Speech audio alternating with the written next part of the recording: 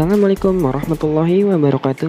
Perkenalkan, nama saya Muhammad Rizky Fidiansyah dengan nomor induk mahasiswa 112009205 kali 47. Saya dari jurusan Agribisnis UIN Syarif Hidayatullah Jakarta. Pada kesempatan kali ini, saya akan membawakan materi manajer di tempat kerja. Di sini kita akan cari tahu yang pertama, apa arti dari manajemen? Kedua, apa arti dari manajer? Dan ketiga, apa fungsi dari manajer itu sendiri? Pertama, kita akan bahas tentang manajemen. Manajemen adalah suatu seni dalam ilmu dan pengorganisasian, seperti menyusun perencanaan, membangun organisasi, pergerakan, serta pengendalian atau pengawasan.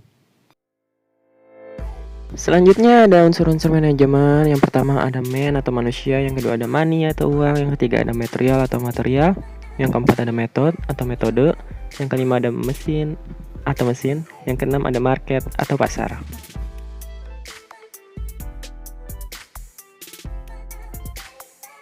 Bahasan yang kedua yaitu manajer.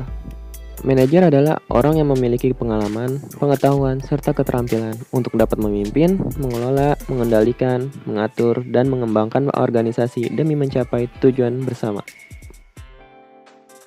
Yang ketiga ada fungsi manajer. Fungsi manajer terdiri dari 4. Yang pertama planning, kedua organizing, ketiga actuating, keempat controlling.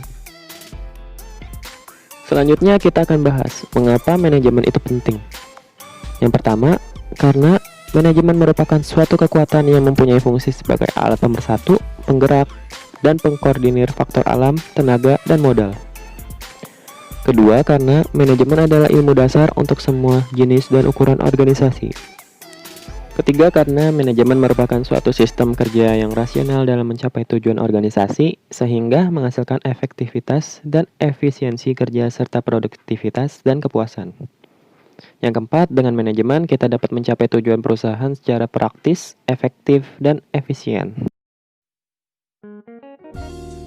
Baik, sekarang saya sudah mewawancara salah satu manajer pemilik kafe di Jakarta dan berikut wawancaranya.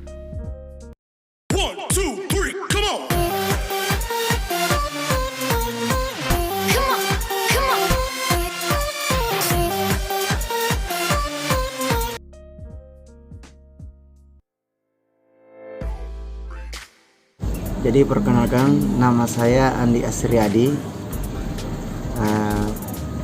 pemilik, pengelola, sekaligus manajer di perusahaan ini yang bergerak di bidang retail pariwisata. Jadi saya di sini menjabat di perusahaan ini sejak 2018 akhir, tepatnya di bulan Desember. Posisi perusahaan ini terletak di Jakarta Pusat, Tanah Abang di Jalan Lontar. Jadi saya jelaskan di sini ada dua yang dibidangi di perusahaan ini. Pertama di dunia retail dan dunia pariwisata. Nah, dunia retail di sini mencakup di dalamnya adalah memasarkan, menjual produk-produk makanan dan minuman yang non alkohol. Nah, terus di sini ada namanya pariwisata, yaitu ada room karaoke family, tapi tidak melayani atau tidak menyediakan produk-produk minuman yang non alkohol yang sering dipakai orang-orang yang pada umumnya di tempat-tempat karaoke yang selalu menggunakan namanya alkohol, karena ini dirintis adalah karaoke family yang islami.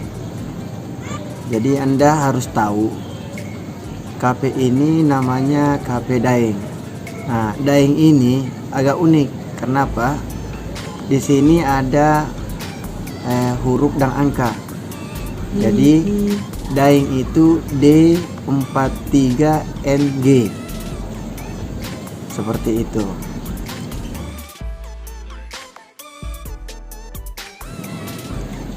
Jadi saya selalu melakukan strategi, yaitu memanage perusahaan dari hari ke hari.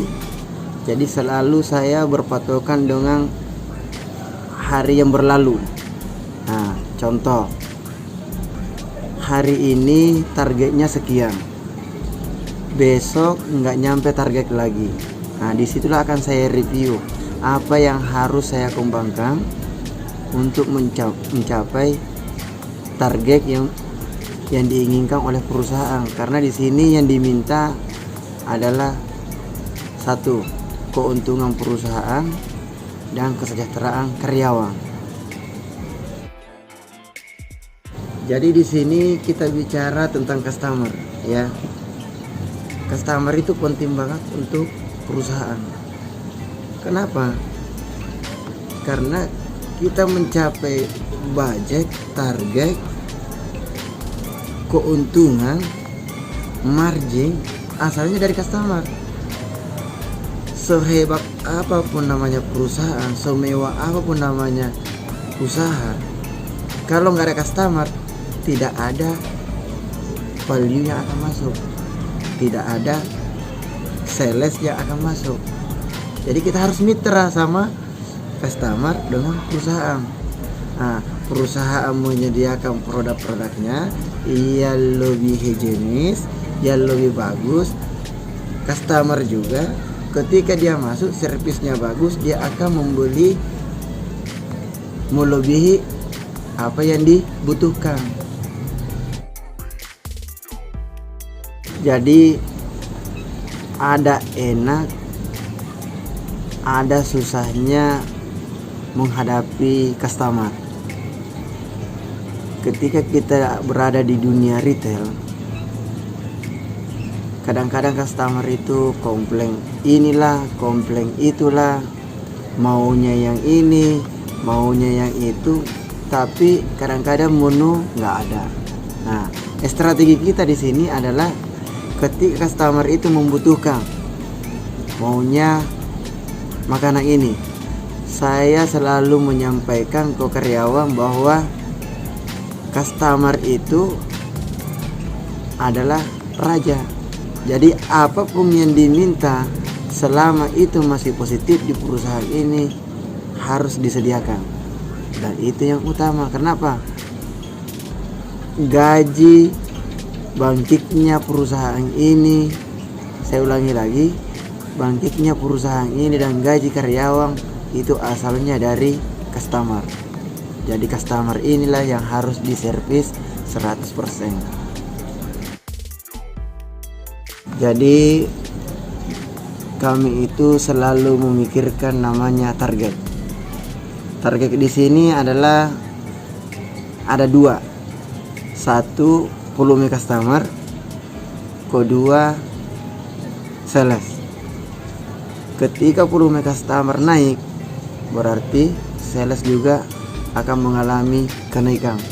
Dan target saya adalah setiap hari harus 180% itu target kami. Orang selalu bicara 100%, kalau saya 180. Kenapa? Kalau kita ngambil 2 kali lipat dari target itu mustahil. Kalau 100%, 2 kali lipat berarti 200. Nah, saya selalu ambil namanya plus minus. Nah, saya ambil 100%-nya, terus dikali 2 digit, terus saya kurangi lagi 2 digit menjadi 180%. Dan itulah yang kami lakukan sampai perusahaan ini stabil. Selama ini dari tahun sebelumnya, itulah yang kami kembangkan, servis. Utamakan servis, dan selalu saya briefing ke karyawan, servis. Karena adanya servis, target customer akan naik dan sales juga akan naik.